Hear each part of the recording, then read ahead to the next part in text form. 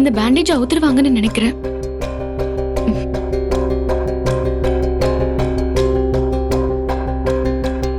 நேத்து நடந்த ரகலையில 2 பேரும் ரொம்ப டயர்டா தூங்குறாங்க போல இருக்கு. போய் காஃபி போட்டு வந்து எழுப்புவோம்.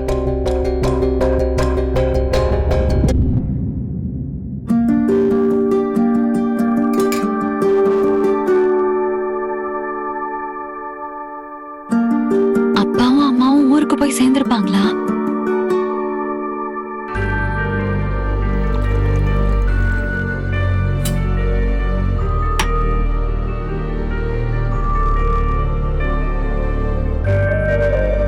ஏன் முகமெல்லாம் அழுது வீங்கி இருக்கு? அந்த ஸ்ருதியை நினைச்சு பயப்படாத. எது வந்தாலும் பாத்துக்கலாம். அப்பாவுக்கு நாளைக்கு ஒரு டாக்டர் அப்பாயின்மெண்ட் இருக்கு. அது முடிஞ்சதும் நாங்க ஊருக்கு கிளம்பிடுவோம். அங்க போய் முத்துப்பாண்டி மாமா விஷயத்துல ஏதாச்சும் பண்ணணும். இன்னும் என் கூட பேசுறதுக்கு உனக்கு இஷ்டம் இல்லையா? சரி விடு. அப்பா அம்மாவுக்கு காஃபி போட்டியா? இல்ல. அம்மா வந்தாங்களா? நீ அவங்கள பாத்தியா? அவங்க ரூம் கதவு மூடியே இருக்கு. இன்னும் தூங்குறாங்களா என்ன? தெரியாது. அக்கா, முத்துப்பாண்டி மாமா உனக்காக தான் மாடசாமிய கொலை பண்ணிட்டு போலீஸ்ல சரண்டர் ஆயிருக்காரு.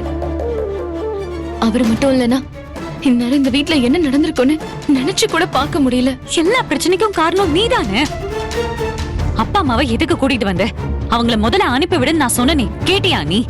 அப்புறம் அந்த ஸ்ருதிக்கு சந்தேகம் வராம வேற என்ன செய்யும்? அப்பாவை இங்கதான் உன் கூட தங்க வச்சுக்கணுமா? திடீர்னு அப்படி என்ன உனக்கு அப்பா மேல பாசம்? எப்பவுமே எங்க அப்பா எனக்கு உயிர்தான். ஏன் கோபப்படுற? அப்பாவுக்கு முதல்ல என்ன பிரச்சனைன்னு உனக்கு தெரியுமா?